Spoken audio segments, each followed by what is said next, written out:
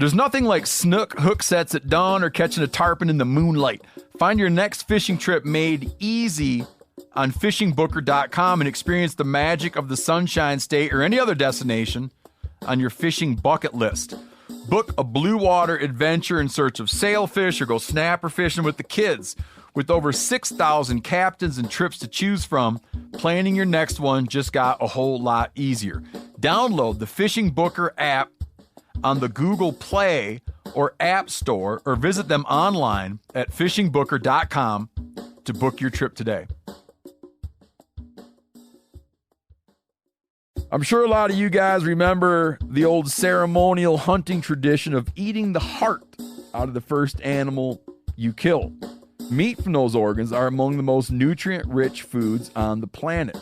You can get those same benefits your ancestors craved via convenient daily capsules from Heart and Soil. Find out more at heartandsoil.co. And remember, use code MeatEater for 10% off your purchase. Welcome to the Wired to Hunt podcast, your home for deer hunting news, stories, and strategies. And now, your host, Mark Kenyon. Welcome to the Wired to Hunt podcast. I'm your host, Mark Kenyon. This is episode number 282, and today we are chatting with author Brad Stulberg about his studies into peak performance, the power and potential downsides of passion, and how all of this can make you a better hunter. All right, welcome to another episode of the Wired to Hunt podcast, brought to you by Onyx. And today, I want to start by telling you a story. When I was 3 or 4 years old, I remember that first time I headed into the woods with my dad for a deer hunt. We didn't see anything at all, but I do remember it was something that I almost right away fell in love with. And as the years rolled by and I continued to go up to deer camp, I just became more and more infatuated with the experience. I remember these truck rides headed up north, sitting in the back seat, listening to my grandpa and my uncles and dad debate current events. I remember getting to deer camp, and at night after we turned off the lanterns, hearing the crackle of the fireplace in the cabin. And then the next morning, those long walks through the swamp out to our blind, looking around, and then finally you get to your blind, and you're sitting down in that quiet stillness of snow falling over the forest landscape, and then that rush of excitement when you see that first deer. That experience just captivated me, and my love for that continued to grow over the years. You know, I was 8 or 9 years old. I remember getting on the bus after school and just being like, oh my gosh, tomorrow's November 15th, we're going hunting, I cannot wait. And then I remember being in high school and reading deer hunting magazines in the back of class while people were talking about math. This love of the experience just grew and grew and grew, and eventually a new layer developed for me within my relationship with hunting, in which now I was forming this new intense drive to learn more about hunting and to get tangibly better at it. And now for a whole lot of years, and still to this day, I've spent an inordinate amount of my life working towards those goals. You know, hunting has shifted from just something fun to do, just an exciting experience. It's shifted from that to now a pursuit that I'm always working towards. It's grown into almost a mission of sorts. It's this thing that my life revolves around in a lot of ways. And I think it's a pretty natural thing for a lot of people when they find an activity they're passionate about, especially something like hunting that's so deep and so involved and so rewarding. It's powerful to have something like this that you can constantly be challenged by and constantly work towards. I think there's a drive inside of a lot of us to work towards some challenge or some goal. Like, that's an innate human thing. And I think it's awesome to have something like that in your life. This kind of purpose, this kind of anchor, I guess. It's like an anchoring pursuit that drives me, and it's a big part of why I love hunting so much. So you certainly don't need to have this kind of relationship with hunting. There's nothing wrong with just going out there on occasion and having some fun. I know there's a lot to enjoy about hunting when experienced just as a casual pastime, and I'm glad there's people out there who engage in it in just that way. But for some of us, it's more than that. And it's this pursuit of excellence that really fascinates me. And that's why I've been doing this podcast for so many years now. That's why I've been studying the best hunters in the world over the last decade. And that's why recently here on the podcast, I've been kind of unofficially kicking off this series of sorts in which I've been trying to explore lessons learned from high performers outside of the hunting world to see what can be applied into our world in pursuit of hunting. So you probably heard in episode 280, as Dan and I discussed what I've recently been learning about the power of habits. And in episode 281, we discussed training and mental toughness and a whole lot more with the Olympic gold medal winning free skier and bow hunter, David Wise. And now, today, I want to continue that discussion with Brad Stulberg, a columnist for Outside Magazine and the author of several books related to this topic. The first of which is titled Peak Performance, Elevate Your Game, Avoid Burnout, and Thrive with the New Science of Success. And this book, and the first portion of my chat with Brad today, is all about what he's learned in his studies of the best across the world and the science being done to understand these high performers, whether that be athletes or artists or businessmen. And so we look at all that and how all these kinds of concepts and skills can be translated to our pursuit of hunting. So this goes back to that mission, that passion, that drive that I have, and I know that many of you have, which is how can I become the very best version of myself and as a hunter? So that's part one of our conversation. But the flip side of this coin, the other side of having this deep drive and this passion for hunting, or passion for anything really, the flip side to that is the potential negative effects that our obsession and our all-consuming drive can lead to.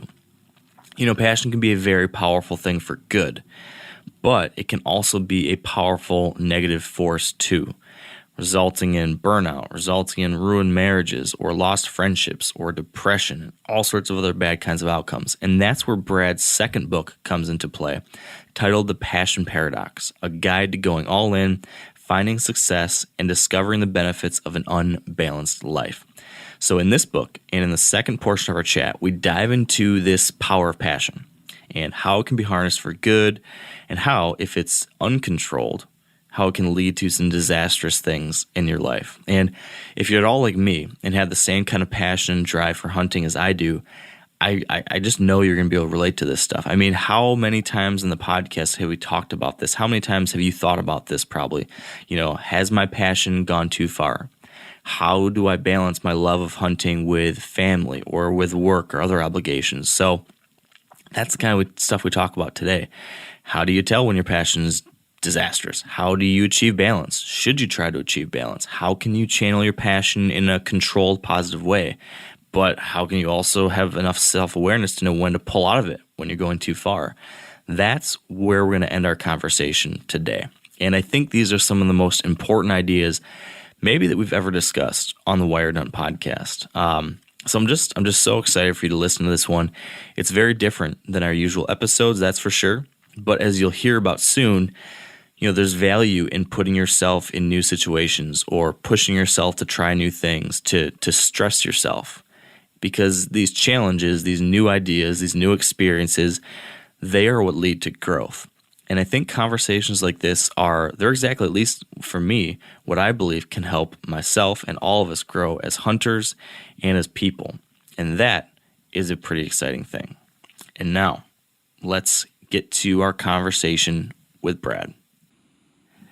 All right, with me now on the line is Brad Stulberg. Welcome to the show, Brad.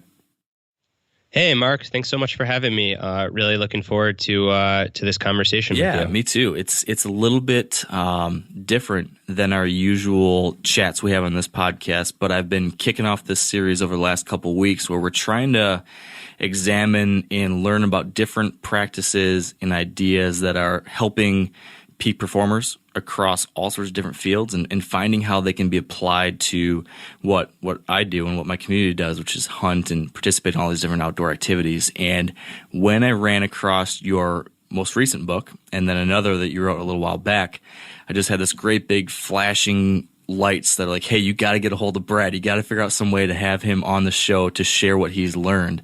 So I'm really excited and happy that I was able to do that. So thanks for being so responsive via email.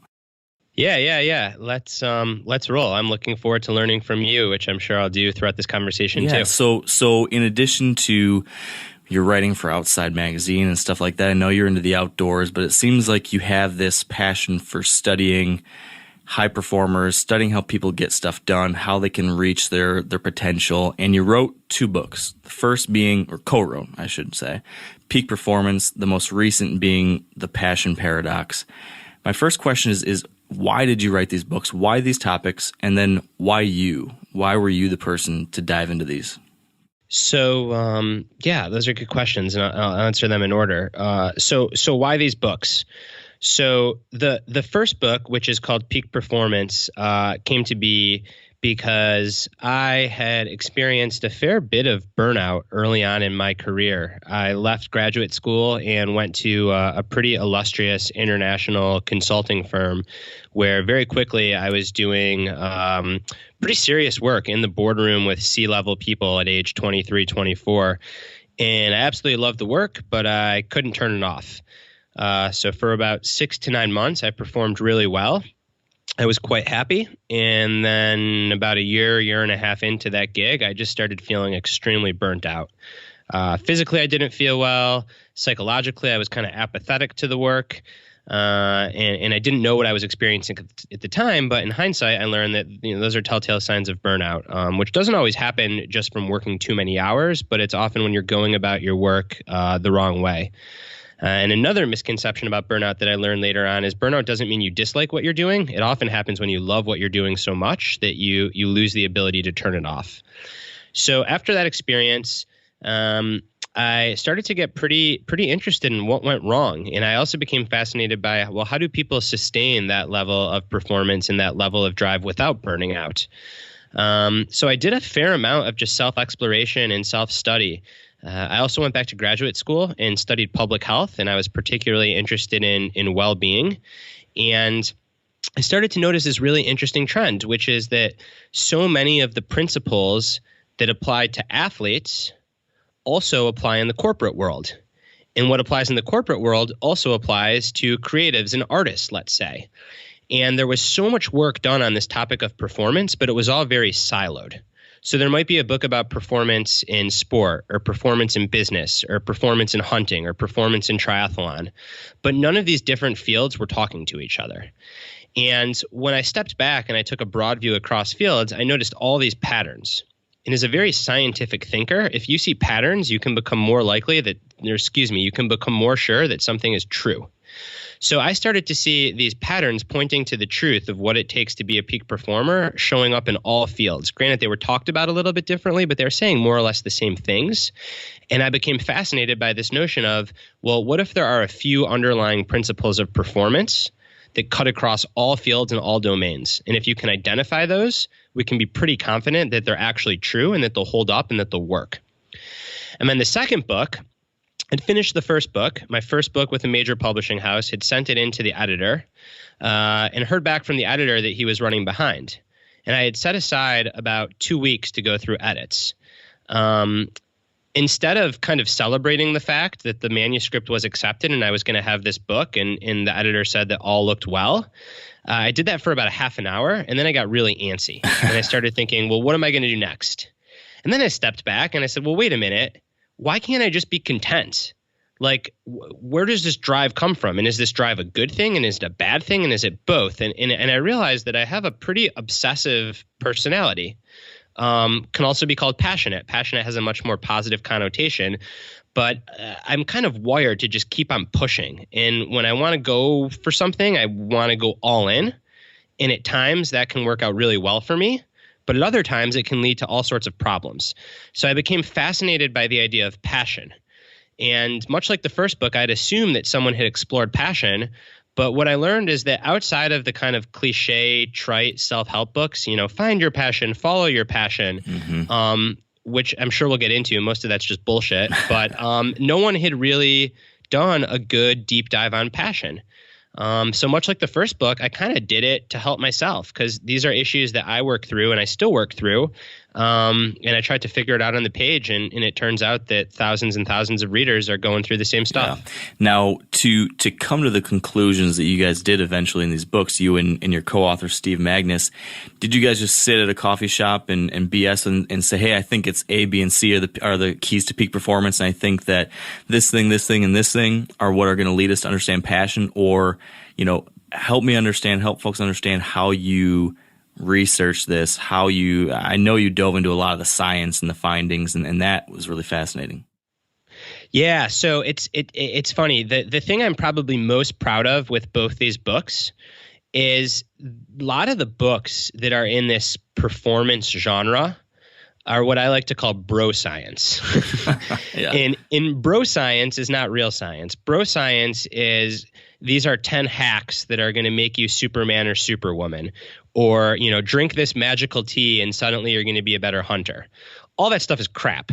It sells, but it's not true. It's not based on any real evidence. So my co-author and I, we both have very scientific minds, and we wanted to write a very different kind of book. So we spent for each book over a year looking at all the various areas of research. So that included psychology, physiology, biology, anthropology. We looked at the life sciences. We looked at creative sciences. And again, our goal was to try to identify patterns that came up everywhere. And then in addition to looking at the science, we interviewed hundreds of performers in those same diverse fields. So we talked to world-class artists, world-class outdoorsmen, world-class adventure athletes, world-class business people, entrepreneurs. And much like we did with the research, we weren't so much interested in the anecdotes that each individual told as so much in trying to identify these common themes and patterns. And in both books, where we wind up are on these few core patterns, these few core insights that, again, came up in all different areas of research and also in all different areas of practice, which leads me to think that they are most likely true. Yeah. And that makes a lot of sense. And it's interesting, even within the microcosm of our little community, the however many 15 million hunters or whatever it is out there, as I've gone through my years of studying high performers within our community, you see, there's umpteen different million ways to skin the cat, right? To actually fill a hunting license and have success in the field. But there are always these core truths that seem to be consistent across those best of the best. There's going to be those different little tweaks here and there, but at the base level, it's, they're always doing this kind of thing, or they have these practices, or they have these routines, or they have this certain kind of mindset. And I think as I study this both within the hunting world and outside of it, there's a lot of overlap there. And one of the things, and there's And it's interesting because, like I was saying earlier, like I'm not a hunter. So your audience might be like, well, what's this Brad guy going to tell me about a sport that he doesn't participate in? And what I would say is nothing. Like, I'm not an expert on hunting. I'm an expert on these principles. And I think it is so powerful to actually get outside of your small little microcosm and see what other people are doing, because that's where true breakthrough happens, is when you can realize that, hey, there's this thing that works everywhere. Well, yeah, it's going to work in hunting because performance is performance, passion is passion. Whether you're in a boardroom, whether you're hunting, whether you're on the start line of a marathon, like beneath all the noise and all the salespeople trying to sell you hacks, there are these timeless principles that if you stick to will make you better at whatever you do. And that's what I'm really interested in. Yeah, and me too. And I feel like we're a little bit like just self-critiquing our little community a little bit. We are a little bit insular sometimes. I think we're sometimes in an echo chamber, I guess. And probably each different little community out there of this type of athlete and this kind of business person and this kind of artist, like everyone kind of lives within their own worlds, especially today with how social media is and all of our very customized media. You can kind of fine tune what you want to hear and the perspectives you want to hear, but it's really easy to just hear from people just like you. And all the new ideas you ever get are just from people just like you and people doing just the exact same thing as you. And that maybe feels good in the short term because there's a lot of agreement, but I think it's not a recipe for growth, which is why I'm particularly interested in hearing from you, because I think you do bring these different perspectives for us. And I guess on that topic of growth, one of the first principles in your book, Peak Performance, that you guys identified as one of these core consistent truths across high performers was this concept you guys called the growth equation. Can you describe what that is, how that applies to peak performance? Because I think, taking one step back before I let you run with that, one of the top goals of most people within our world of hunting, like everyone's trying to, and anything, I guess, but trying to figure out how to grow, how to get better. This is like any kind of hunting, whether you're hunting elk in the mountains or deer in the Midwest. It can be very physically demanding. It's very mentally demanding. And the more and more you get into it, the greater the challenge can become. You can find a lot of ways to just dive wholeheartedly into this thing. And a lot of people kind of find their lives. And maybe originally they just wanted to find a way to put some meat on the table, and eventually they find, oh wow, it's this whole consuming lifestyle that you can really dive really, really, really deep into. And so people end up just I mean, I've used the word before, consumed with it. How do I grow? How do I get better at this? How do I learn more? How can I improve my chances? So there's a whole lot of interest in these how-tos or how to improves.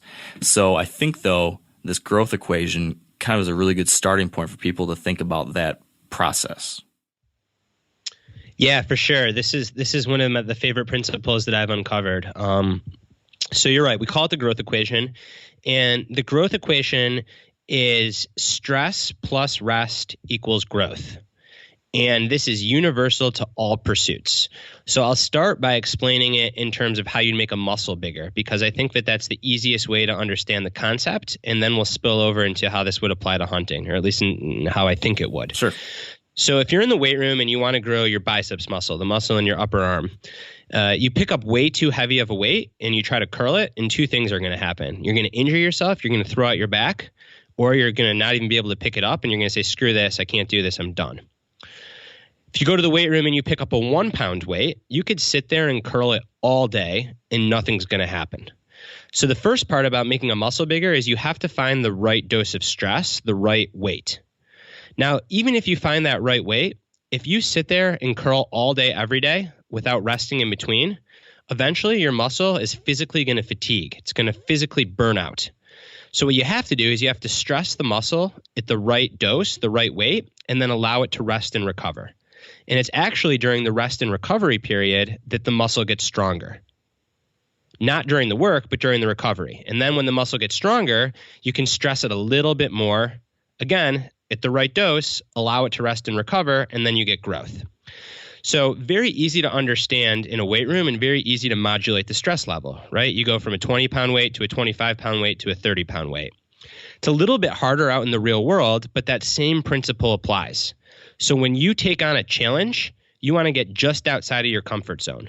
If you take on too big of a challenge, too big of a stressor, you're going to be overwhelmed with anxiety. That's not going to lead to growth. But if you stay complacent and comfortable and just go through the same motions that you've always done, you're also not going to grow.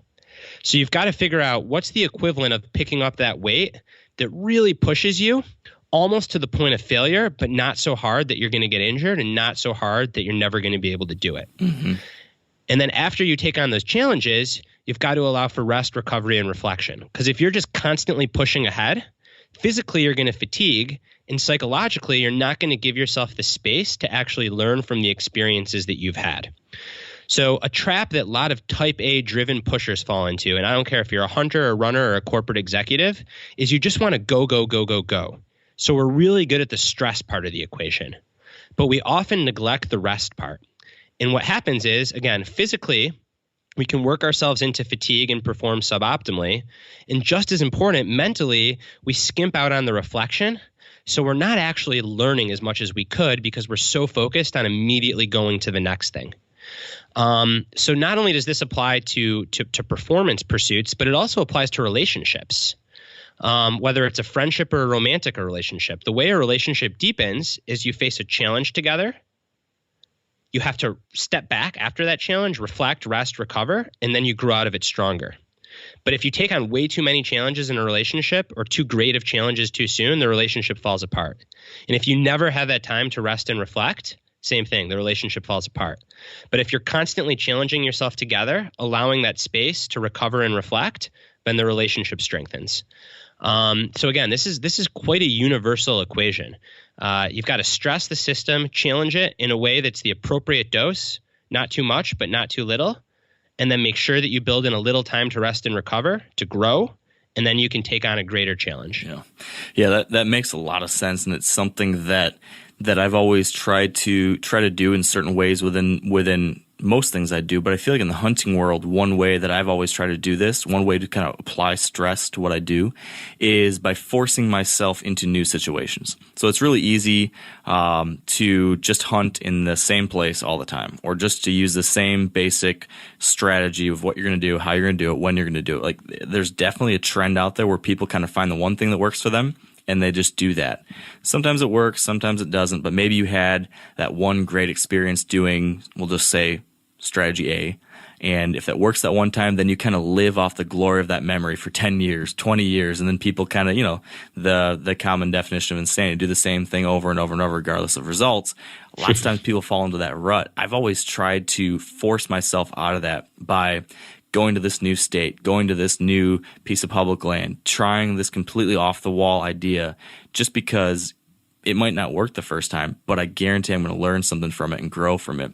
So I think that's probably a good example of the stress part of your equation, right? Just putting yourself in a brand new situation and seeing what can come of it, right?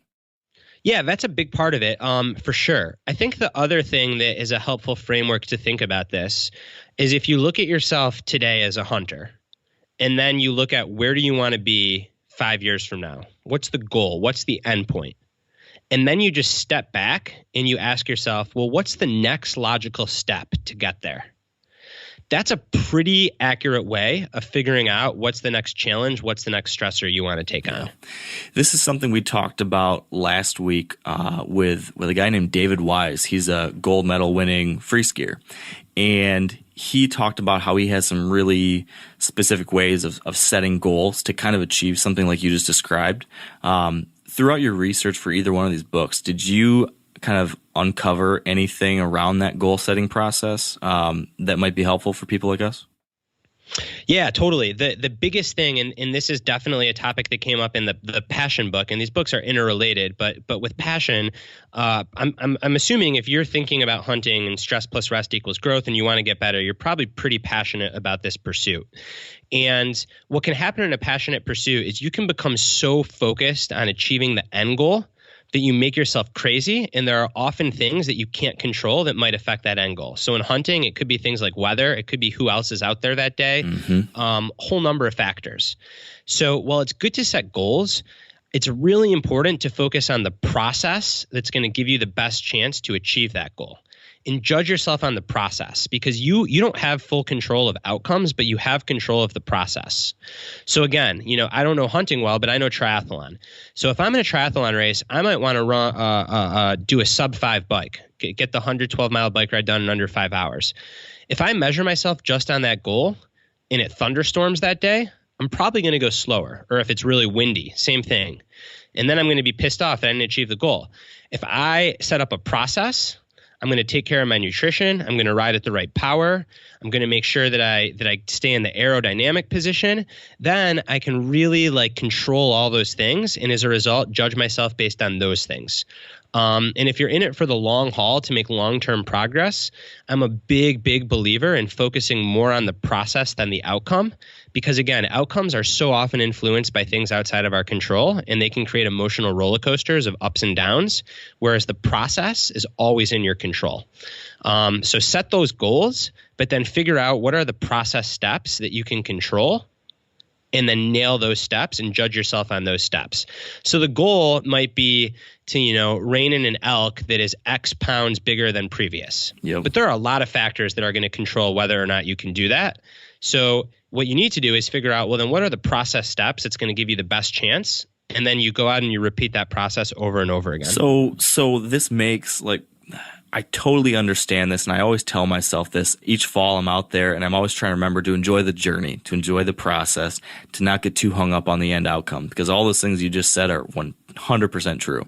So many things outside of your control that can lead to those high highs and those very, very low lows.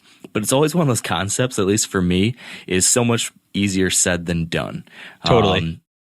Now, a lot of you guys are familiar with the old hunting tradition of eating, some organ, the heart or a chunk of liver off the first animal you kill. I had that when I was a little kid, and it was a big deal. Organ meats were always prized by frontier people who knew the importance of getting a lot of different minerals and nutrients. And as often is the case, those guys were onto something, because organs are among the most nutrient-rich foods on the planet. And you can get the same benefits your ancestors craved via convenient daily capsules from Heart and Soil, made exclusively from regeneratively raised, grass-fed, and finished cattle. Heart and Soil's unique freeze-drying process means all those important nutrients are trapped in, ensuring you experience every one of the benefits of nature's superfood in a clean, convenient, taste-free capsule. Find out more at heartandsoil.co. And make sure to use code MeatEater for 10% off your purchase. That's heartandsoil.co. Use the code MeatEater. There's nothing like snook hook sets at dawn or catching a tarpon in the moonlight. Find your next fishing trip made easy on fishingbooker.com and experience the magic of the Sunshine State or any other destination on your fishing bucket list. Book a blue water adventure in search of sailfish or go snapper fishing with the kids. With over 6,000 captains and trips to choose from, planning your next one just got a whole lot easier. Download the Fishing Booker app on the Google Play or App Store, or visit them online at fishingbooker.com to book your trip today. So is there any way to actually make a practice of that? I mean, like when you describe, think about the different steps in the process, would it be helpful to actually write them down? Yeah. Identify them, write them down, and, immerse yourself in a community, whether those are partners that you go out hunting with, or just the hunting community, however you would define that as an individual listener, and hold each other accountable on those process measures. And if someone starts to get really upset about missing an outcome, then remind yourself that, hey, I nailed the process, and you should feel good about that. Now, if you keep on nailing the process and you're still not achieving your outcome, then that probably tells you that you ought to change the process. But I keep on coming back to what are the things that you can control, write those things down, nail those over and over and over again, and give it at least, 8 or 10 times of nailing that before you start changing things. Because such a common trap is people have an outcome goal, they go after it, they don't get it because of some external factor, and then they change their process. And then you get into this loop where you're constantly changing your process and you're never really refining it to the point that it's actually going to work. Yeah, I get that. I imagine another way to think of it is think of yourself as a craftsperson. I love that analogy, right? Like a craftsperson, they come into the shop every day, they pound the stone, they show up, they do the work. It's not always easy, doesn't always lead to the result that they want, but they hone their craft over months and years. There's not a lot of wild roller coaster ride in the mindset of a craftsperson. Yep. I like that. And I think, when it comes to writing those things down, it's almost like all those process steps are all the little, another way to look at it is someone, I can't remember where I was reading this, but just you've got your big high level objectives. And then even in my previous life, my old job, we used to have these things called OKRs. And I was talking about this a couple weeks ago. We had to set these objectives, which are like your big high picture, your high level goals. And then you had to have these key results, which in many cases were specific micro goals and metrics that you could look at and say, okay, my big picture goal was to increase sales by 20% or whatever it might be. And then I was going to achieve that by doing A, B, and C, which was going to have so many more calls with my clients, going to have so many more, I don't know what it would have been back in that day, but all these different specific quantifiable steps. And I feel like within our world, the hunting world, maybe your goal is to get your first elk this year, to get your first buck. It's really easy to have that goal. But then what are the 3 or 4 steps along the way that you can keep track of, that you can quantify, and that would lead you to that goal? So maybe it'd be step 1 would be I'm going to scout 10 new properties this year. Maybe step 2 is going to be I'm going to practice with my bow weekly to make sure I'm as accurate as I possibly can be. Step number 3 is going to be I'm going to plan on spending a minimum of 4 weekends this year out in the field trying to accomplish that goal. I'm thinking those kinds of things are ways to quantify that, yes, I'm doing the things along the way that would lead to that goal. Is that a good way to think about it? Totally. And if you're confident in that process, then you can trust it. Like, you trust your training, you trust the process. Over time, it's like the outcome takes care of itself. So it's this really ironic and kind of like paradoxical thing, is that the more that you're focused on an end goal, the less likely you are to achieve it. The more that you're focused on the process, the more likely the end goal just takes care of itself. It's almost probably because you're freeing yourself of a certain amount of pressure. Bingo. Is that it? Totally. Yeah. Yep. Because you're not going out there with this weight on your shoulder that, if I don't get the kill, what are my friends going to think of me, or am I a failure, or I've spent all this time away from my family and I still can't get it. That's a lot of weight on your shoulders. Again, especially because like the weather might be shitty that day. I don't know. Maybe, again, I don't know much about hunting, but like where I hike, there are a lot of deer, but there are also mountain lions. And if mountain lions are out that day, deer aren't going to be out. So like, there's all these things that you can't control, but what you can control is that process. Yeah. And there have been so many times in my life where I've fallen short on an outcome, but I've nailed the process. And and it's hard. Again, it's easier to say than to do, but I've held myself to the process. I've had friends help hold me to the process. And then you just pick it back up and you start executing on your process again. Yeah. So on the topic of the process a little bit, and going back to the growth equation and how this all kind of comes together, the second part, like we talked a little bit about how to apply stress to your usual stuff. So try some new things, maybe go new places, add new challenges. But the second part of that equation is the rest or reflection time. And I'm wondering if you can help us understand a little bit of what that might look like. There's literal ways that we could insert rest into our training regimen. Maybe we are physically trying to train for a backcountry hunt where we're going to be hiking in 15 miles into the mountains and going to have to hike out 15 more miles, and we're going to gain 10,000 feet of elevation. We're going to be packing out 200 pounds of meat, that kind of thing, like training for that kind of physical activity. It's really easy to understand how I'm going to stress myself, and then adding maybe it's rest days or rest weeks or things like that. But I think the trickier one is where we are trying to, when we're talking more on like the conceptual level or like the mental side of things, where I'm trying to learn from hunting experiences. And then one of the big things that happens last times when you're out there hunting is stuff goes wrong. Just like you said, there's a lot of things out of your control.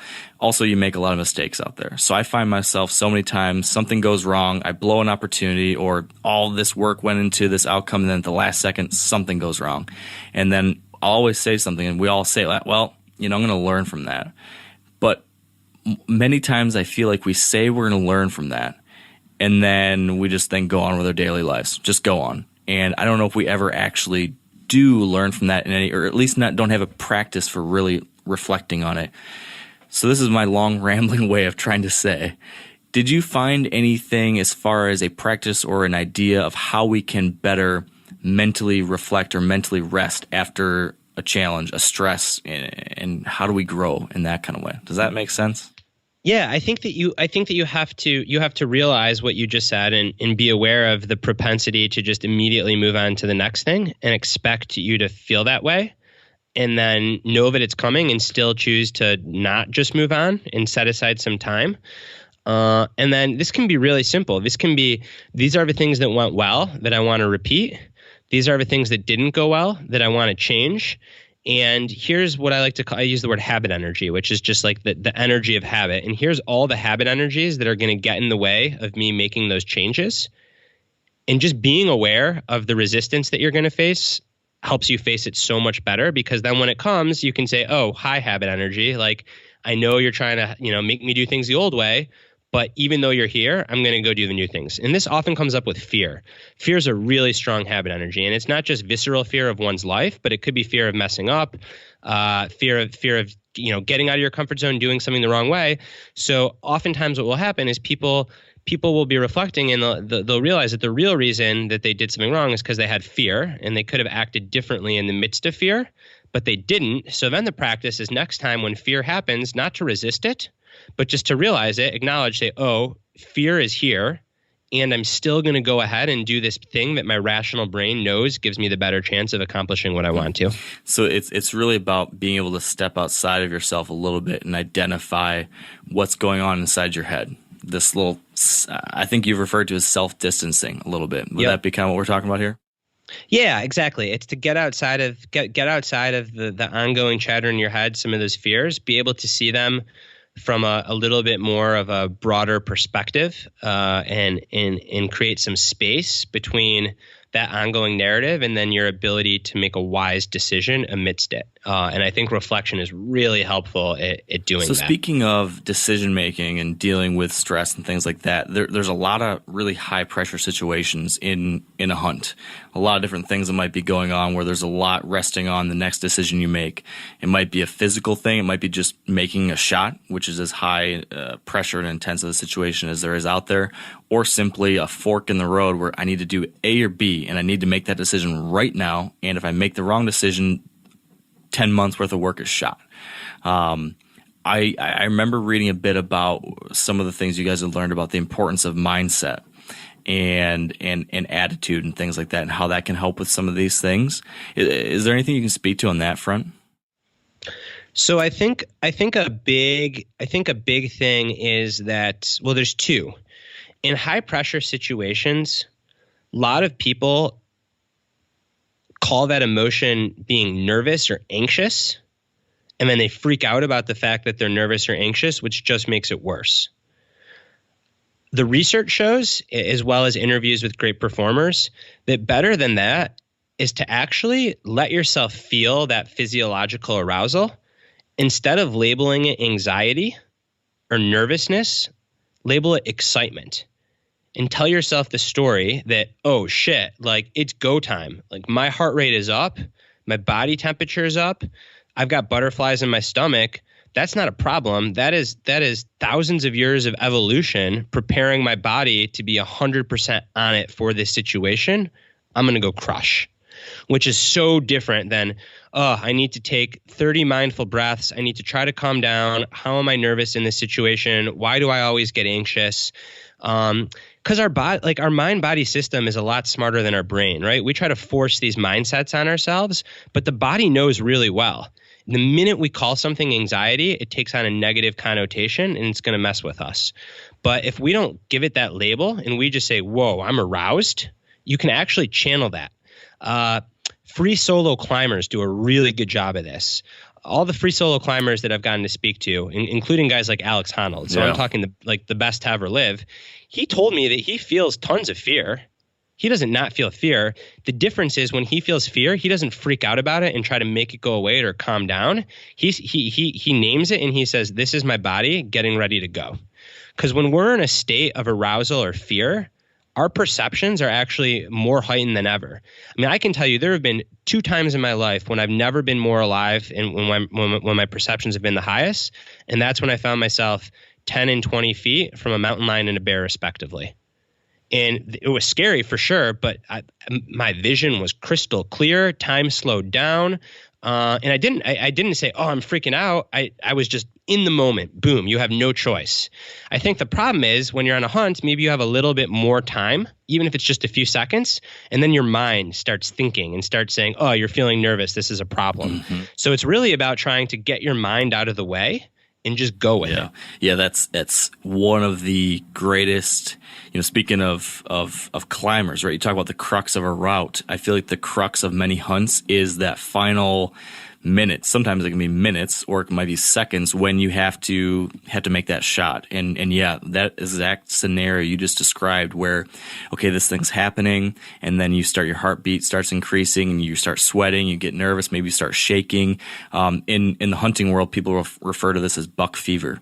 And it's this kind of dreaded thing that happens to almost everybody where you kind of have a physical and sometimes mental breakdown as you prepare for this final culmination of everything that's been happening in the previous months. And yeah, I feel like the conventional wisdom and recommendation is to deep breathe, take deep breaths to steady your nerves, calm down, act like it's normal. And if you've practiced doing that, like if you've gone on silent meditation retreat and you've trained yourself to do that, then that's a great strategy. But the thing is, most people haven't trained themselves to do that. And if you haven't trained yourself to do that, what ends up happening is you try to force yourself to calm down, and you don't calm down because it's really freaking hard to calm down in those situations. And now, not only are you nervous, but you're nervous that you can't calm down. So like you've just taken a situation and made it worse, versus instead what the research shows really clearly is just changing your mindset and learning to label those physical sensations as arousal versus anxiety and say, I'm aroused. This is thousands of years of evolution that has programmed the human body to feel this way in high pressure situations. I'm going to channel it and use it. And just that level of self-talk can totally change your perception of what's happening. Kind of crazy how powerful self-talk is. Just like being able to recognize what's happening in your head and kind of talk yourself through these things. I feel like when you say these things, just in normal conversation, it kind of sounds like you're a crazy person. But there's so much power there, isn't there? Oh yeah, for sure. I'm a big fan of just having a few mantras to go to, because again, it can be hard. Like in the midst of that situation, you don't want to like have to come up with a dialogue that's going to be helpful. Yeah.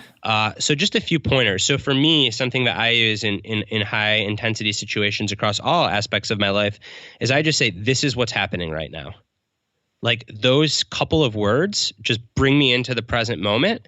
Gets me out of the fear, out of the, I'm feeling anxious, I'm tight. It's just, this is what's happening right now. Don't lay any kind of concept onto it. Just, this is what's happening. And I'm not saying that should be the mantra that listeners use, but coming up with a thing or two that's just going to bring you back into the present moment and remind you that like you've trained and you're there for it and you can trust your training, that can be so helpful. And one of the ways I think this applies really, really nicely to what we're doing a lot of times is archery. And you mentioned the mantra that you use. That concept is actually something that some people in the archery field talk about, how you can have this phrase or series of phrases that can help just center you, get you into your routine, avoid some of the fears and negative self-talk that might be there. And on that topic of archery, then it brings me to another concept that you talked about in the book, which was around practice. So for hunters, whether you're trying to practice with a firearm or a bow, it takes a lot of time, a lot of routine building, habit building, I guess, to become proficient with something like that. But lots of times you see people just practicing with their bow and they just kind of go through the motions. You guys write about a concept called deliberate practice, and I've heard about this from various folks, and it seems really powerful. Can you talk about what that is and why that's important? So practice, you've probably heard this, but practice doesn't make perfect. Perfect practice makes perfect. Mm-hmm.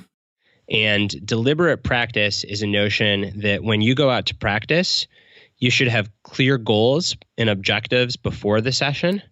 You should have steps to execute on that, and you should break down what you're trying to do into small parts and then focus on each of those individual small parts. Deliberate practice is not always fun. There's some really interesting research in the book around how when world-class athletes and world-class musicians, when they describe practice, they describe it as really challenging and kind of something to get through. And when scientists hook up physiological monitors on them, they're actually showing a stress response throughout practice. Whereas amateurs, they tend to really enjoy practice, and they say that they have fun when they're practicing. So really good practice shouldn't necessarily be fun. It should be a vigorous challenge, both mentally and in some fields physically. So I think it's okay to go out there and have fun. Yes, you want to do that, but for your key practice sessions, they shouldn't feel fun. They should feel like it's a fully demanding challenge of both mind and body. And that's a big shift for a lot of people. And it's hard to do that day in and day out. The best athletes, they tend to only do 3 hard workouts a week, and the rest of their stuff is easier and more fun. But I think it's really important to identify these 2 or 3 practice sessions where you might not have fun. It's going to be really, really demanding, but you bring 100% presence to the session. You break down what you're trying to do into very small parts, and you really work on fine-tuning specific parts. I mean, I relate this to like a golfer. Again, like I want to caveat this. Like, I'm not a hunter, so I don't know, but I think that can also be valuable that I don't know because I have like this broad perspective. Yeah. Is I've gotten to coach and spend time with golfers, and there's a big difference between going out to the driving range and hitting 50 balls with each club versus going out there and saying, I'm really going to work on my 4-iron, and I'm particularly going to work on my follow through. And for an hour, just focusing on that. And I'll tell you what, like, that is not fun, but that's how you get better. Yeah. I think that's a perfect analogy for the same thing it'd be with practicing your archery. It's and don't try to do that every day of the week, because it's like back to stress plus rest. Like, that's too much stress. You'll burn out. You'll start hating the sport. So it's like identify 2 to 3 key practice sessions, and it can just be 2 by 2 hours a week. And if you haven't been practicing in that way, just inserting 4 hours or 2 sessions of that kind of deliberate practice goes such a long way to make you better.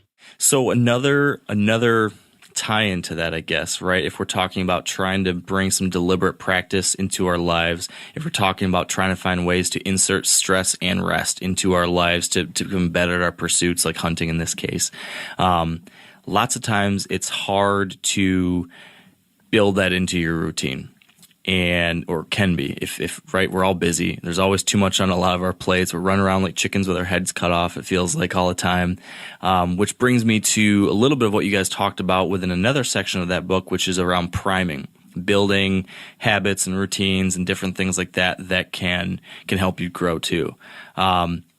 Can you speak a little bit about what you guys mean by priming and why having these types of processes in your life are important? This is something I've kind of been talking about the last 2 weeks in particular. We talked with David Wise about this the week before. I shared some of my own habits and routines I'm trying to get better at building into my life.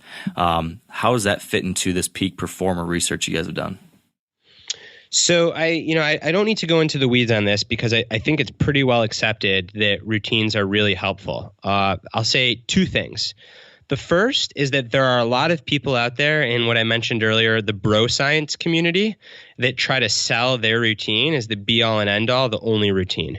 And they're generally selling you some kind of product with that. Right? So you drink this coffee or you drink this tea and then you're going to do better, and you have to do this in the morning and this at night. The research shows that none of that's true. While routine itself is really important, there's no single routine. So there's a lot of self-experimentation. So it's right routine for the right person at the right time of their life. And I'd even say for the right activity. So your routine for hunting could look very different than your routine for whatever you're doing at your 9-to-5 job. Of course it's going to.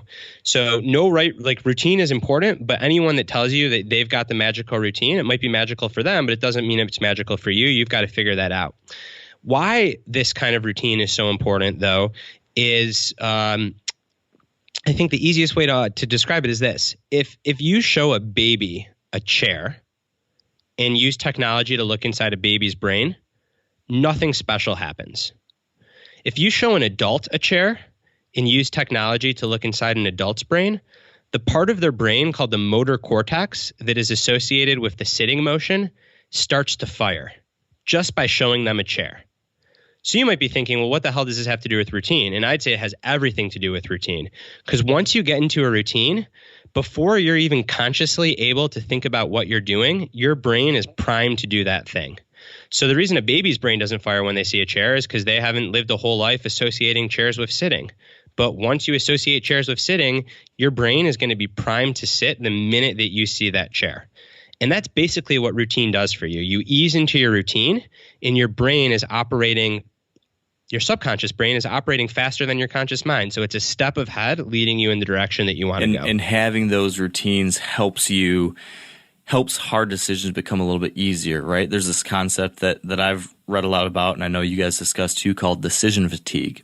So like all the different little micro decisions you have to make during a day that maybe they wear you out. Yeah, they add up. And so in the hunting world, I've always thought this is a huge thing, because a lot, especially on the mental side of things, you're forced to make a lot of decisions. Let's say before you go out for the day, you need to decide, okay, what what section or property am I going to go to? How am I going to access this piece of woods? Which is the proper, tree stand I'm going to go to?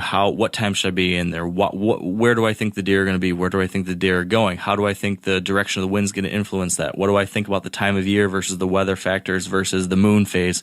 All these, there's a million different variables that you have to think about before heading in for a day.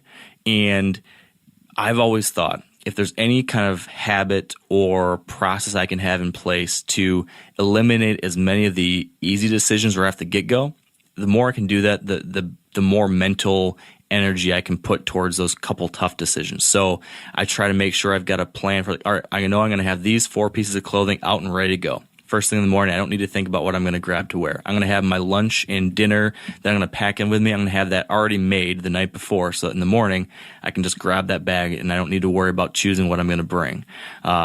Just little things like that, I think, kind of fall into this idea of maybe you're not priming yourself, but you're at least addressing the decision fatigue side of things, right? Yeah, and that's the side. You beat me to it, man. We're on the same page. That's like the second part of routines, the second big benefit. So the first is this priming notion, like getting your subconscious geared up to do the thing before you're even there. And then the second part is the more that you can automate things, the more you free up the capacity to be fully present and have the energy, both physical, emotional, and mental, for those tough decisions that you can't automate. Some of my favorite studies are, and this isn't just in the research, this is in a lot of high performers. If you eat the same food every day and you wear the same clothes, you make better decisions on everything else. With athletes, if they have to figure out what they want to wear before a hard workout and what they're going to use as their fuel, they squat less weight than if they've already decided that ahead of time. So seemingly unrelated things, because both your ability to make decisions and your willpower gets so much better when you only have to worry about the hard thing.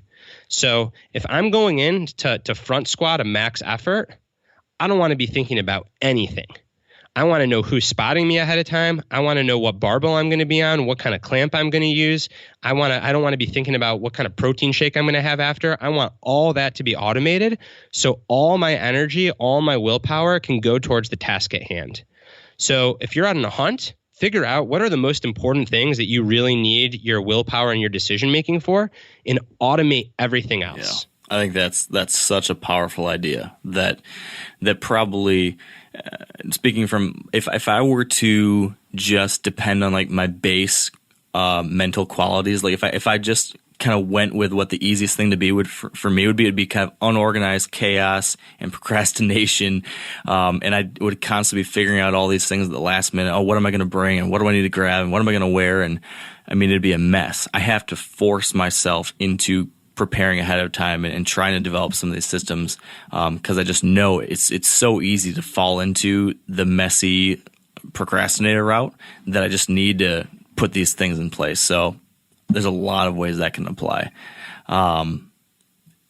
Slight pivot on that, because as I'm thinking about the mental side of hunting and trying to plan for things and trying to develop practices around, actually practicing or preparing for hunts and shooting archery and whatnot. Another key thing that I've always pointed to that's kind of intangible, but I've always thought has been something that gave, I'd like to think that I try to embody this, but definitely other high performers within the hunting world that I've studied and talked to, a key consistent trait across them is always just this mental toughness, or you might call it grit, just the ability, like, it's going to get done. Like, the first thing might not work, but we'll try option B, and then we'll try option C, and you're going to push through the challenges, and like, failure isn't an option in many ways for a lot of these people. And you kind of a little bit in passing towards the end of the book, I think I remember seeing a little bit about this idea of grit in Angela Duckworth's book, which I read and found really interesting. Whether it be in the research for this book or through maybe some of your other conversations for your outside columns and things like that, can you just speak to anything you've learned about grit, how we might be able to develop that? Because it seems like sometimes like such a intangible, maybe even inherited trait. Like, oh, some people are just gritty and tough and some people aren't. But I got to believe that's not the case. We can probably foster that, right? So it's totally not the case. So there's no grit gene, or at least if there is a grit gene, like or DNA, no one's yet identified that. I think the biggest thing here that a lot of other people in this field don't seem to be talking about a lot, and it's the drum that I'm trying to beat because I actually think it's the most important, is to surround yourself wisely with other people that are going to push you.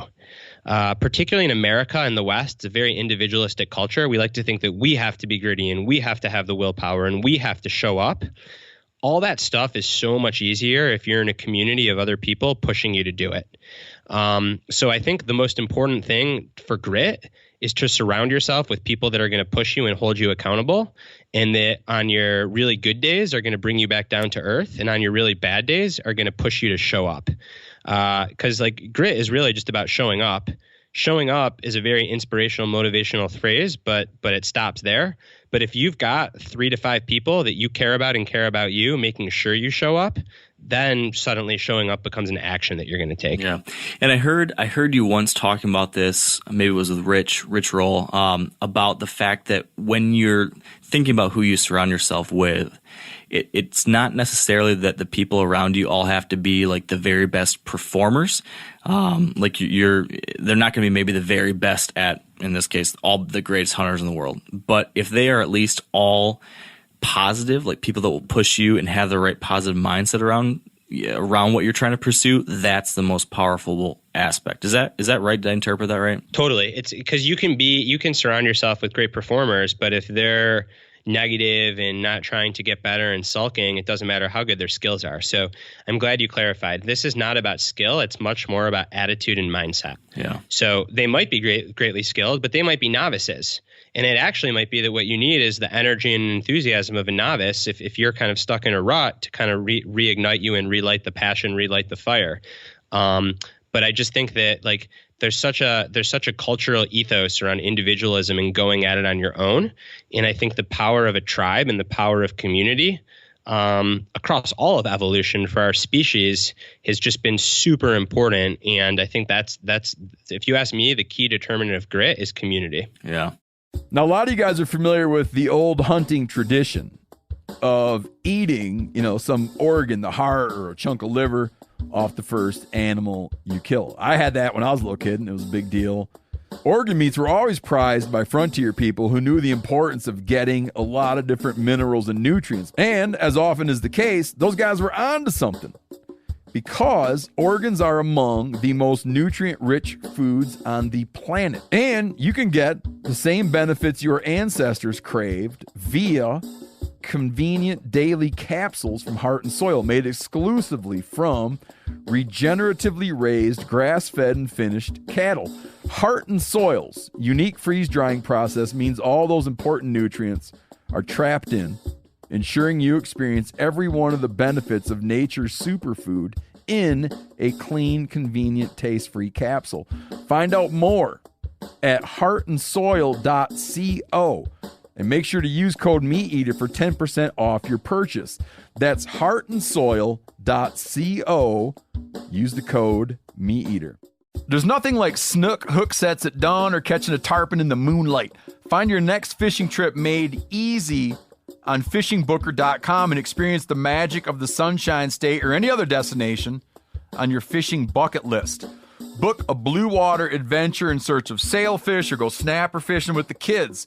With over 6,000 captains and trips to choose from, planning your next one just got a whole lot easier.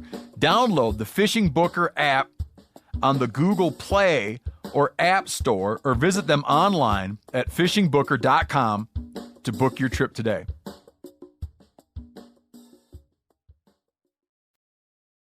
So this perfectly then, and obviously your two books are very connected because these topics are really kind of one and the same. They meld and mold right into each other. When you talk about people that are wanting to surround themselves with other people that will push them to be their best, lots of times it's because they're really passionate about whatever it is that they're pursuing.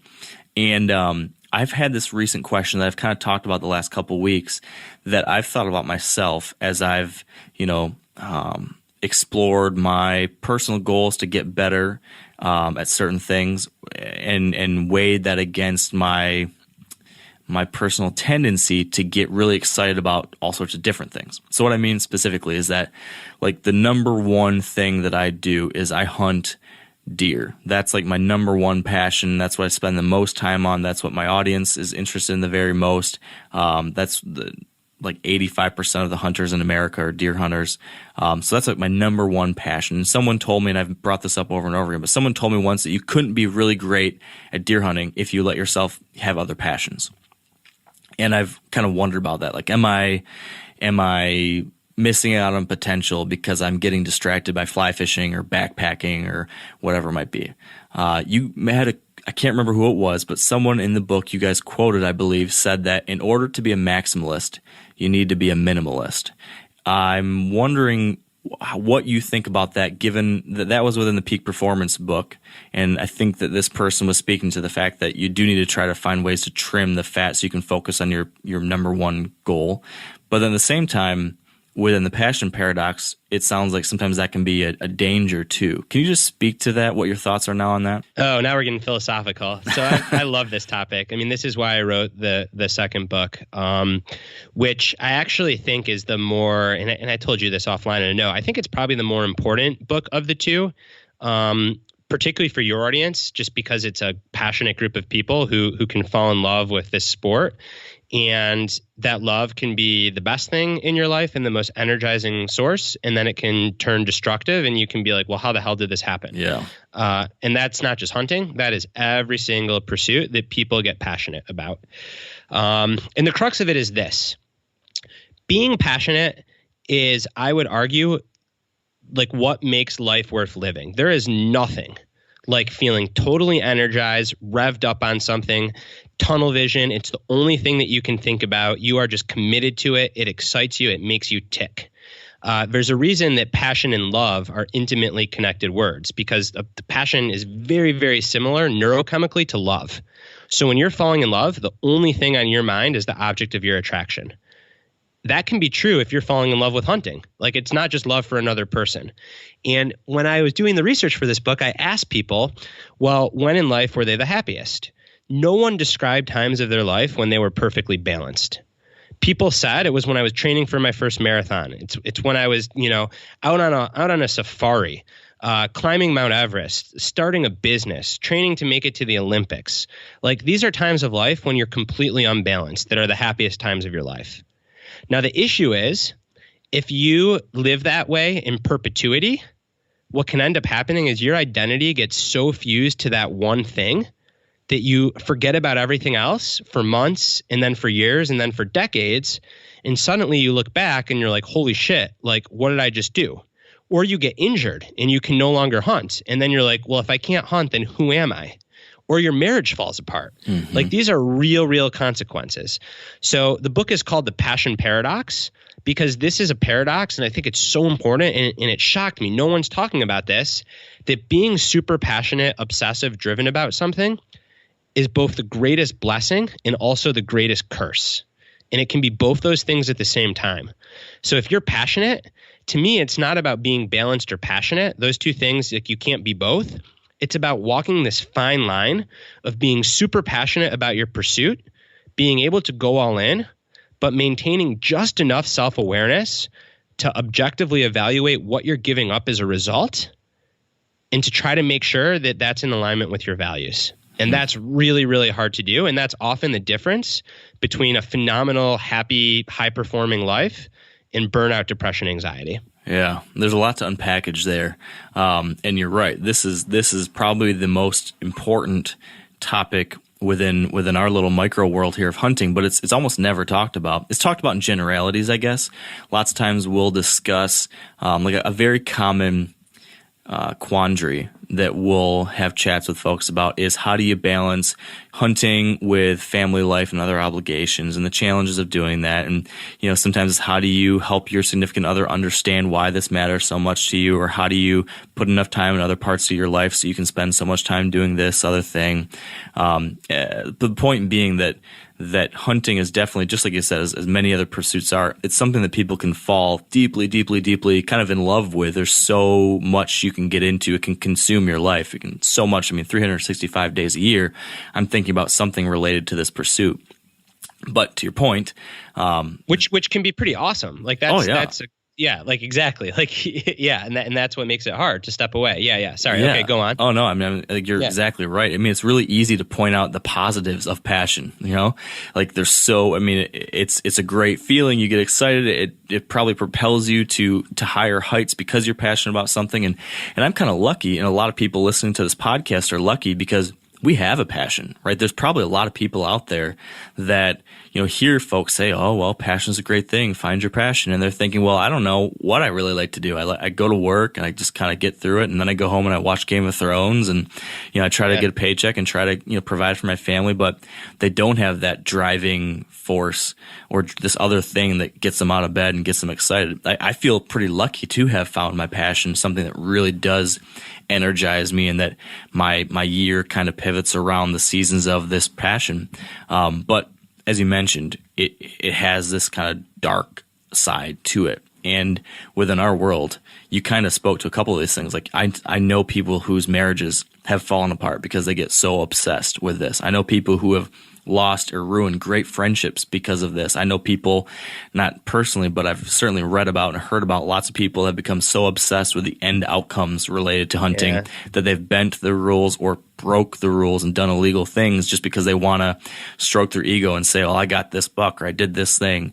There's a whole lot of that happening, especially in today's kind of like Instagram age. I bet it's huge in hunting. I know in other sports it is. Like even in weight training, like you've got guys doping and using steroids so they can take a video of themselves back squatting 800 pounds. Yes, it is exactly that. I mean, it's huge thing going on.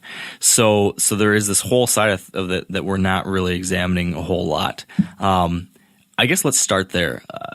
What have you learned about the negative power of passion? I know one of the things you label is obsessive passion. Yeah, that's a good place to start. So, in this is so important for people to understand, and it's something that I didn't realize until I started writing this book and learning about this topic in a meaningful way. So, there are two kinds of passions. One is what's called harmonious passion. The other is obsessive passion. Harmonious passion is when you are passionate about the activity itself. So in the case of hunting, this is when you are passionate about hunting because you love hunting. Obsessive passion is when you are passionate about the activity because of the external validation you get from it. So this is when you are passionate about hunting because you like telling your friends that you're a hunter, and you like the comments on Instagram when you post your outcomes. People with harmonious passion, they have great life satisfaction, happiness, and lasting performance. People with obsessive passion, driven more by that external stuff, that is associated with depression, anxiety, burnout, and cheating.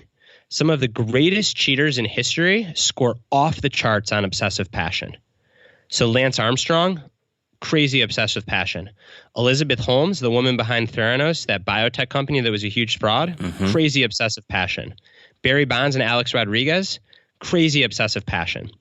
So they got so wed to the results, and they became so passionate about being the man or the woman, about stroking their ego of results. You literally do anything, even if it's cheating or fraud, to get those results. And if you don't get those results, then your identity suffers, your self-worth suffers. And that's a very, very, very quick route to depression, anxiety, and burnout. Now, no one starts out wanting to be obsessively passionate, but no one teaches you about this stuff. So it just kind of happens. A very common trajectory is you start out harmoniously passionate. You love hunting. You fall in love with the sport. And then suddenly you start to get good results. And then you start to post those good results on Instagram or share those good results with the community. And the next thing you know, because humans crave social status, this is just how our species is hardwired, you become more attached to those external results than to the love of the thing itself. And that can be a precarious spot to be in. Now, I think it's also important to say no one exists solely in one end of the spectrum or the other, right? Like this is on a continuum. So where I come out and what the research in the book taught me, so long as the majority of your passion is harmonious most of the time, you're in good shape. The problem is when you start to get into these obsessive ruts, that then you can start to latch on to caring so much and craving the outcome and the external validation. that's when you get kind of on this negative trajectory. I face this in writing all the time. I like to use myself as an example because, like I said earlier, like I don't have all this stuff figured out. I'm working on figuring it out. That's why I write about it. When I publish a book or have an essay go viral, there is such an inclination for me to sit there and refresh my sales rank, or to sit there and look at Twitter because for writing, Twitter is kind of the medium. I assume for hunting, it's Instagram. I could be wrong, but to sit there and like refresh and watch the comments come in, because I'm a human. The issue is when that force becomes so powerful that then you start getting upset when the comments don't come in, or you start being willing to do some shady things to have an external success. And it's so important to just be aware of when that's happening so you can nip it in the bud and stop those roots from growing too deep. Yeah. Something I found really interesting was what you guys dove into related to the science of passion, like kind of like the neurochemistry of how passion becomes almost addictive. Can you expand a little bit on that? Just, I think people would find it pretty interesting to understand how and why we get so I don't know, consumed by this stuff. Yeah. So there's a neurochemical called dopamine, and dopamine is the neurochemical involved with striving. So dopamine isn't about feeling good once you've achieved something. It's about the excitement and feeling excited and good about the chase. And our species evolved for dopamine to be a very strong neurochemical.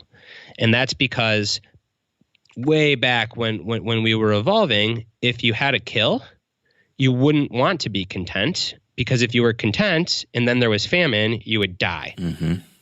So the part of our species that got selected and turned into modern day humans were those that were really like that needed dopamine, right? Because it's the dopamine that fueled them to never be content, to keep on going. Now, dopamine, never be content, keep on going, as you can imagine, that's the same neurochemical that's implicated in addiction, because such a part of addiction is chasing that next high. Can't be content, got to get my fix. There's fascinating research that shows that what addicts are actually addicted to isn't so much the feel good of the high, but it's the chase. It's getting their score, getting their fix. And I think anyone that's a passionate person can probably empathize with that. Because for me, the passion isn't the feeling of having your book being a bestseller.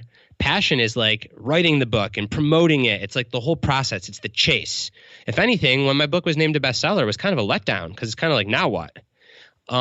So what ends up happening is, much like in an addiction, the stakes keep on getting higher and you kind of keep on having to chase. Now, the minute that this chase gets pointed in an unproductive direction, it can totally go haywire. So that's what I was saying. Again, this is why the book is called The Passion Paradox. One of the many paradoxes of passion is, on the one hand, this chase is associated with well-being, peak performance, life satisfaction, so long as it's kind of kept in check. On the other hand, it's associated with depression, anxiety, burnout, and passion and addiction are really two sides of the same coin. I like to nerd out. I could talk about this forever, but perhaps the simplest way to think about this is that the definition of passion is the relentless pursuit of something with productive consequences. The definition of addiction is the relentless pursuit of something despite negative consequences. So the only difference is what you're getting at the end. And that's why what starts as a productive passion can become a destructive addiction if you're not careful. Yeah. It's interesting because obsession, passion and obsession within the hunting world are kind of glorified. Especially, it's kind of funny. There's a really large hunting brand that their slogan, I don't know if it still is now, but at least for some period of time, the big slogan was, it's not a passion, it's an obsession. So like they're wait till they read my book. Yeah, exactly. So I mean, this is definitely something within our world. Like hunters are admittedly and glorifying being obsessed, and like you're going all in, and this is what you're doing all the time. But to your point, the rub is knowing when the outcomes are negative versus positive, what that passion energy is going towards. Yeah. And again, this is the philosophical stuff that's never talked about, but so important. And I want listeners to like pause and really reflect on this. Are you doing it out of love, or are you doing it out of ego and the need to be relevant? Yeah. And it can be both, and at times it is both, but the majority of the time, what is it about? And if it's about ego and being relevant, that is a warning sign that, hey, I better rein this in. And we can get into it. There are ways to rein it in. If it's about love, then that's great. So same behavior, same amount of time spent hunting, could be the same anything. But if the deep motivation is love, it is freeing, it's expansive, it's incredible. If the motivation is ego or needing to be relevant, then that can lead to anxiety. Yeah. Is that the main way to identify if your passion has gone too far, if you're obsessive passionate, or is there some other way to like how do I know if I fall into that camp? So I think that a big way to do it in fields where there are pretty clear outcomes. So writing, I'm super familiar with. There's very clear outcomes. You know, how many people read your essay, how many people bought your book. Hunting, I imagine the outcome, like you can freaking weigh the outcome. It's pretty clear. Yeah, definitely. When you spend more time stressing about those outcomes and sharing those outcomes and focusing on those outcomes than the love of the actual pursuit, that to me is a telltale sign that I need to course correct. And the way that you course correct is simply by getting back to the work. So I'll let you translate to hunting. I'll tell you how this shakes out in writing. Okay. So I write a book or I write an article if it does really well. And I start to spend a lot of time refreshing Twitter, looking at my sales rank, reading reviews about the book. And it's like ego candy. It feels really good to eat in the short term, but if all I do is spend a week thinking about that stuff, I start to feel kind of gross by the end of the week. So what I've learned to do is that when I catch myself kind of starting to obsess over that ego, over that relevance, the external validation, I literally, and it feels like I'm forcing myself. I force myself to get back to doing the work itself. So for me, that means I start researching my next piece, or I start writing my newsletter, even if I'm 10 newsletters ahead. I just start writing because it sends a very visceral, embodied reminder that what I actually like is writing, not all the validation stuff. That's a nice byproduct, but the true love is writing.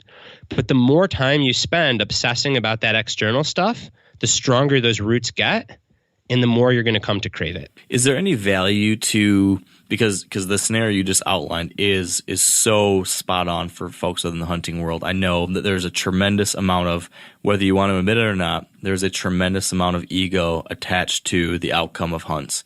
It just like many things. You win a gold medal in the Olympics, you win a basketball game. I don't like the idea of labeling the outcome of a hunt, which is a very serious thing, right? Killing an animal. I don't like to label that as a trophy, but that is kind of the terminology that's used a lot. But whatever you call it, it is this thing that is very tangible and that other people can see and that other people assign value to. So if you were to kill a big deer, that is a thing that people within our community assign value to and will give you accolades for and will like your Instagram picture a lot and will think that you are, skilled in some way, and all those things, right? Whether we want to admit it or not, those are things that feel good, strokes the ego. And so, yeah, there's a ton of this going on within our world, and it's rampant, but it's hard to get outside of it. I mean, when it comes to what am I trying to say here?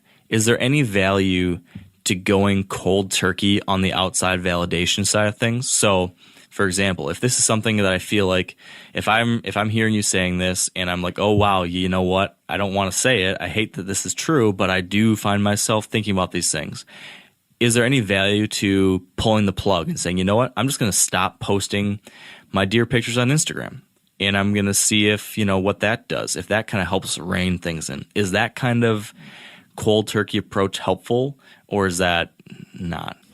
I think it depends on the situation. I think it can be. And then when you kind of go back, you can kind of go like, head over heels back into it. I think that there's like maybe a less extreme approach, which would be, let's say that you're on Instagram, Facebook, and Twitter. You pick one of those, you only use one, and then you only check it once a day. So just having some rigid boundaries. Yeah. For me, that meant taking all social media and internet off my phone. So now the only time I can check that stuff is when I'm at my actual computer. Yeah. So it's just like less accessible. And again, like I'm a freaking like expert on this stuff and my willpower is not enough, because it's like telling someone with a gambling addiction to like hold a casino in their pocket, which like if you carry a phone with Instagram and you posted a picture, like you have a casino in your pocket, you know? It's nuts. So what about though the passion? What about, because the scenario that a lot of folks deal with in our world is... But wait, real quick, Mark, just to wrap that thought up. So because I do think I think less than eliminating this stuff is just realizing like when the urge to check it is coming up and up again and again, and using that as a cue to get back to something about the actual thing that you love, like not the validation, but the activity. So granted, like if you're checking this stuff at 8 p.m. at night, maybe you like can't go outside and start hunting from your front yard, but like start researching, the next thing, like start outlining your next training plan, like do something that is driven towards improvement in the craft, not external validation. Yeah, that makes sense. Now, what if your passion or obsession manifests itself not just in you being obsessed with the validation of your outcome, but what if it simply leads to you making decisions that are negative to other parts of your life? So I'm thinking of examples such as I'm so obsessed with hunting that I spend every free weekend I have out in the field, and I take weeks and weeks off of time. And instead of taking vacation time with my wife and son, I use my vacation time to hunt, and I'm neglecting family duties because you're just so all consumed with this drive and you don't have control of that drive, and your relationship with your wife falls apart or your husband falls apart and your children suffer because of it. That's a thing that happens too. And I'm sure it happens in a lot of sports and other things. What about that kind of situation? So this is tough, man. And my approach is to be very values neutral on this. What I mean by that is I don't label that a bad thing or a good thing. It just is. Like the force of passion just is. The bad thing is when the inertia and the momentum of the passion stops you from thinking clearly. So if you are thinking clearly and you realize that your passion for hunting is stronger than your passion for your marriage or whatever it might be, and you make a conscious decision to prioritize hunting over that, that is not a good decision or a bad decision. That's your decision, and you made it consciously, so you should be okay with it. If that decision is kind of like not really conscious because there's like this craving to keep hunting and there's so much momentum that you can't possibly see outside of it, then that's the kind of decision that you often regret. What's interesting is in really passionate people, the people that make decisions to put their pursuit above all else, including things like marriage, if they feel like they made that decision from a conscious, wholehearted place, they're actually like pretty happy and fine, and they don't have regrets. The issue is when you make that decision from being kind of swept up inside of the storm of your passion, and then the storm kind of passes a couple years later, that's when you get filled with regrets. So it's really hard to see outside of that inertia. It's like if you're addicted to something, it's very hard to make any kind of rational decision. Passion's not too dissimilar, but it's about trying to get some distance, some self-awareness to make that decision. It is true that some of the most passionate people, like they're single, they don't have marriages because they just put their pursuit above all else. And again, like I'm not here to judge. People that change the world in science often are divorced because their research came above all else. And I wouldn't want to be married to that person, but I'm really glad that they figured out the polio vaccine. Yeah. So it's like this is a values neutral thing. I think the main thing is just really bringing full awareness to it. And it's also to say that most people can be passionate about 2 or 3 things at the same time. So there are a lot of people that are world class at what they do that also have good, loving marriages and are good parents, but they probably don't have a lot of friends, and they're probably not the person caring for their parents when their parents get sick, and they're probably not going to church every Sunday, and they're probably not watching Game of Thrones, right? So like it's this kind of fine line about figuring out what really matters to you and then being self-aware enough to prioritize between those things. Yeah, this concept of self-awareness seems to be such an important one because you guys talk about this idea of the unbalanced life and how that's actually okay. How there's so much in society, people are saying, gotta have balance. But to your point, if Elon Musk had balance in his life, we wouldn't have SpaceX, we wouldn't have Tesla, we wouldn't have the PayPal account that I'm using to pay for something online. So there's good things that come out of passionate people that maybe sometimes don't have that balance. Can you expand a little bit on what you mean by the unbalanced life and how you maybe yourself, or I remember hearing Steve on a podcast talk about this where he talked about, at times having an unbalanced life and going all in on something, but having the self-awareness to know when to go in and out of that phase. Can you talk about that? Yeah, for sure. So I'm a big believer in an unbalanced life because I'm a passionate person. I feel very fortunate that I care deeply about certain things and they make me tick. And I think that that's like a privilege to be able to find things that make you feel that way. So for me to try to be balanced would be so frustrating because most people hear balance in the self-help world and they say, be balanced. And that means like equal things in equal proportions. So you mentioned this earlier, like I'm going to wake up, I'm going to take the kids to school, I'm going to exercise for half an hour, I'm going to work a 9 to 5, I'm going to come home, I'm going to have a beer, I'm going to watch Game of Thrones, and I'm going to go to bed. And then I'm going to repeat that the next day and just do that in perpetuity. Again, values neutral. If some people are content with that, all the power to them. I can't be content doing that. So I'm all about unbalance, which for me is like finding what are these things I really care about and then giving myself permission to go all in on them, but with enough self-awareness to know what I'm giving up as a result. And so long as I maintain that self-awareness, what tends to happen in my life is I have some seasonality. And there's a season where I'm putting writing above just about everything else. I mean, I'm a new parent. I have a 15-month-old, so now he comes above everything else. But hey, I'm but right there before with that, and even now, like there are times when I'm making a choice where it's like, wow, like I should probably be playing with my kid, but like I really am in a writing groove. I'm going to finish this essay, but then tomorrow I'm going to shift and I'm going to go all in on being there for my kid, and I'm not going to be thinking about writing at all. So the unbalanced life with self-awareness instead is about identifying what are the things that really matter to me. And then how can I make the trade-offs between those things? Day to day, week to week, month to month, and then over the course of a year. A lot of really passionate people talk about they have seasons over the course of a year. So there's a season for getting promoted or launching a business or, really focusing on hunting or running a PR in the marathon. And then there's another season that year where you put your professional pursuits and your hobbies behind that of your wife or your kids. And then it's like then the season is being a great family member.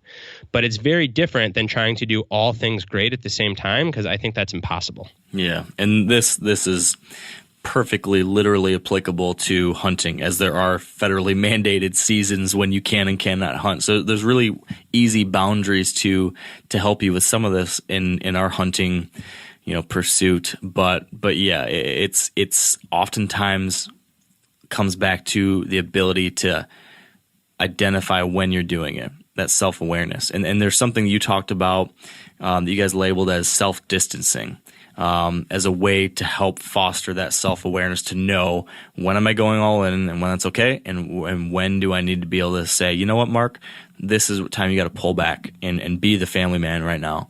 Or whatever it might be. Can you talk about what you meant by that and how to, develop that or foster that self-awareness? For sure. So when you're really passionate about something, you tend to lose self-awareness. And the best way to get it back is, like, ironically, to get far outside of yourself.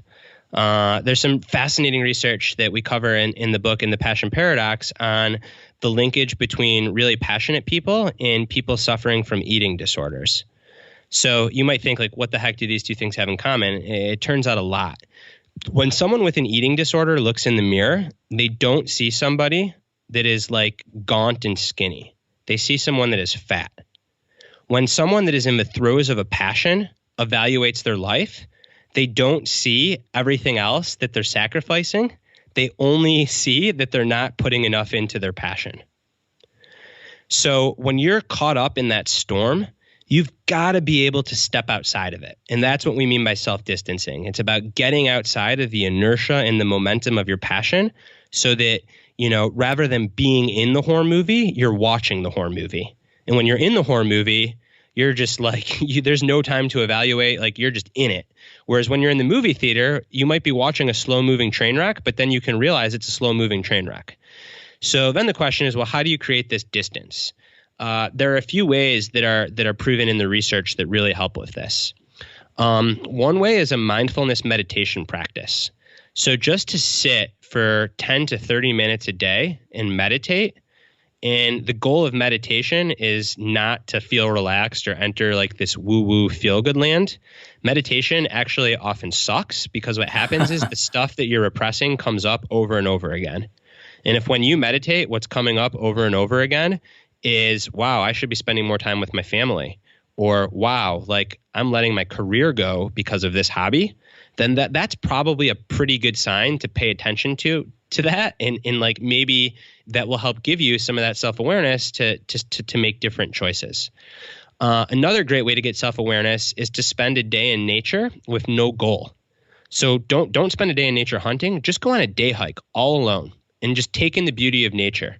There's something about being in the natural world that gives us perspective and reminds us how small our lives are, and kind of puts that back in perspective and then helps us see our lives outside of the inertia of that passion. And then my favorite way to do this is I think the hardest, and that is to read memoirs or watch like movies about people that are dying or have died. Reflecting on death and mortality is kind of shitty and hard, but nothing helps you realize what actually matters to you and what you want to spend your time on most than reflecting on death and mortality. Yeah. I've never met someone that read a beautiful memoir of someone describing the dying process and then said, I need to spend more time on social media, or I need to spend more time on message boards. Like, it never happens. But if we don't expose ourselves to that, it's really easy to get sucked into the momentum and inertia and spend tons of time on message boards, especially if the message board is something we're passionate about. Mm-hmm. Yeah, that's a very good point. Another one that you guys had mentioned in there, which I found could work for me, I thought, was the idea of pretend like you are giving a friend advice. So yeah, that's a good one. Yeah. So I could see this working for me because, it'll be the middle of hunting season and I'm always struggling with this inner dialogue where I'm like, gosh, I have this goal. I'm trying to get a deer, and I have, it's going to take, so many days of effort, so many different hunts. There's all this work I've put into it all through the winter and the spring and the summer. Now it's fall. I've got so much invested. And this is the weekend to do it. There's great weather. There's great conditions. I should be out there. But then I'm also thinking, but you hunted all the last 4 or 5 days, and your son, I have a 15-month or I think he's 16-month-old son now too, and he's being really tough, and your wife's struggling because she hasn't been getting any work done, and like all these different things. And I'm thinking, well, what should I be doing now? Should I keep pushing towards this thing, or do I need to take the weekend off and just be a good dad? And sometimes, maybe not that exact scenario, but various scenarios, I'll find myself giving into the inertia of the passion, and I want to do this thing. I enjoy it so much. The goal is so important to me that I'm just going to go do it. But if a friend told me that exact same scenario, said, hey, I'm thinking about going hunting this weekend, but I was gone the last 5 days, and so on and so forth, I probably would very quickly say, you know what, man, you probably need to give your wife and son some time. It's so much easier when you pretend like you're giving advice to your friend. I would have never maybe been able to say that about myself, right? Yeah, that's the self-distancing for sure, because you get outside of yourself. And it's not just like about these big things like family. An example for me, and maybe this is applicable in your world, maybe not, is I do a lot of strength and conditioning training, and I'll often try to train through injuries that I shouldn't. And I'll literally be like on the way out the door to the gym, hobbling on like a strained quadricep. And I'm like, if any of my training buddies told me that they've got a badly strained quadricep and they're going to just get that day of front squats in, I'd be like, dude, like nothing's going to happen if you don't train today. Like rest one day now so you're not injured for 1 month later. And then I turn around and go home. But if I don't give that advice to a friend, I'm going to go to the gym and I'm going to like mess up my leg even more. Mm-hmm. So it can be helpful in even smaller scale decision making. Yeah. And I feel like this is a universal principle, right? Like, I think many times we are really good at pointing out flaws in other people, but the same flaw we might have, and it's invisible to us. Like, self-awareness is not something that I think comes easily to a lot of folks. It almost requires a thoughtful development of it. Like, we have to choose to say, you know what, I want to try to become a little bit better at this because it's an important thing. Otherwise, like, all these other things going on in our mind make it really easy to try to kind of plaster over the flaws and plaster over the cognitive dissonance that makes us not feel so good, because it's a lot easier to ignore it, right? Yeah. Yep. I mean, and that's the crux of it. Like, this is the book that and like, again, I wrote this book for myself, not because I have this figured out, but to figure things out. It's it was uncomfortable writing because I saw a lot of myself in this, and I've gotten feedback from readers that it's like a very uncomfortable read because it makes you look in the mirror and like realize some parts of yourself that aren't so pretty. But it's so freaking important, because if you just repress that or you just ignore it, then that cognitive dissonance builds and builds until it blows up in your face. Versus if you can confront that stuff and not judge yourself and be like, yeah, I have an ego because I'm a human. And like, yeah, there are some days I'd rather hunt than be a parent, not because I'm a terrible parent, but because I'm passionate, and kind of look at these things non-judgmentally, but then really dive into them and do some of that like self-exploration and work.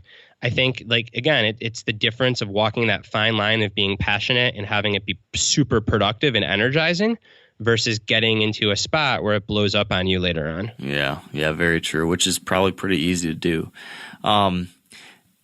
What have we missed? Like, are there any other foundational principles or major takeaways that, you know, now that you've heard a little bit from me as far as like the things that I deal with and that other hunters might be dealing with along these lines, is there any other concept or idea that we haven't touched on yet that you'd want to make sure that we left folks with? I think the only other one is, and this has been such a good far-ranging conversation, so I think we've covered a lot. I think the only other thing worth mentioning is around transitioning and retirement and how hard that can be. And retirement can be forced sometimes by injury or by age. And if it's not retirement, just declining performance. So I assume hunting is like other sports where at a certain age, it's going to be really hard physically to keep on having new PRs, new breakthrough performances. So how do you cope with declining and eventually not being able to do the thing that you love? And that's super hard. Again, it's one of these paradoxes of passion. Is the more passionate you are about something, the more likely you are to have depression when it becomes time to move on. And I think the biggest takeaway there is when you are in one of those transition or age-related decline periods, is to surround yourself with other people that have been through that before and use them as a support system, and then find other ways to stay involved in the sport. So maybe physically you can no longer go out and spend, weekends or weeks on backpacking trips or get out into the backcountry, but maybe now you mentor people. Mm-hmm. Or maybe you write for a hunting publication or you start a blog.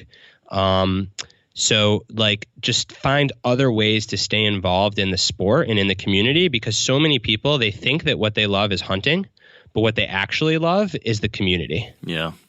That's interesting you bring that up, because there's this kind of idea, and this probably applies to a lot of things, but I know that in the hunting world, and I'm gonna forget a step here, but people often talk about these like 5 phases of a hunting life. Like when you first get into it, you're just like trying to figure it out. You're just trying to figure out how to get your first deer or whatever. And then your next stage, you figure it out, and then usually it's just wanting to have a lot of success. So people want to go out, hunt a bunch, and have a lot of success with it. And then there's this next phase where they figured out how to have a lot of success, and now it's trying to add a different layer of challenge. So instead of trying to go out there and, get a bunch of ducks or whatever, or get, numerous deer, it's I'm going to hold out for the oldest, most rare, old elk or whatever it might be, because that's the greatest challenge. It'll push me as far as I could possibly be pushed to be the best hunter I possibly could be. But then eventually folks kind of come to realize what you just said, that all these things maybe aren't what really mattered in the first place. And they start realizing that they just want to, mentor a new hunter, help someone get into it, help someone else experience what they've come to enjoy so much. And eventually they just want to be out in nature with the people that they love. So it's this kind of trajectory, kind of similar to that you described, in which you go through these different levels of passion, and you come to find that it was not the outcome, but the process in the end that was what mattered most. And I guess that study of mortality that you talked about a second ago, that's a good way to kind of fast forward that mindset, to remember that what happens if you're going to die tomorrow? Do you care about getting that buck? Do you care about summiting that mountain? Or what really matters maybe is spending time with your son outside doing it, you know? Yep, and that's going to change at different points of your life. Like when you're a young gun and you're 24 just getting into it, like the answer might be summiting that mountain. And then when you're 35 with a kid, it might be taking your kid out there. And then when you're 60, it might actually be like sipping on bourbon, just having a good time. Yeah. So like, I mean, these things change over the course of a life. So I think the key thing is to just keep on forcing that self-awareness and that honest reflection. Yeah, I think that's so important. And it's easy to just get caught in the inertia. It's so easy just to do the thing you do, to do what feels good.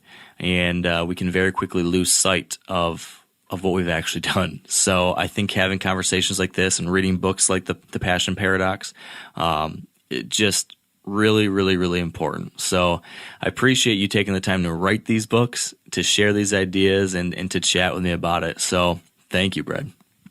Thank you, Mark. I really enjoyed the conversation. Yeah, and for people that want to learn more about all these ideas, can you just give us a quick rundown where they can learn more about the books, yourself, where they can connect with you? Yeah, for sure. So the easiest place is probably just my website, which is www.bradstulberg.com, or Twitter, where I'm at bstulberg.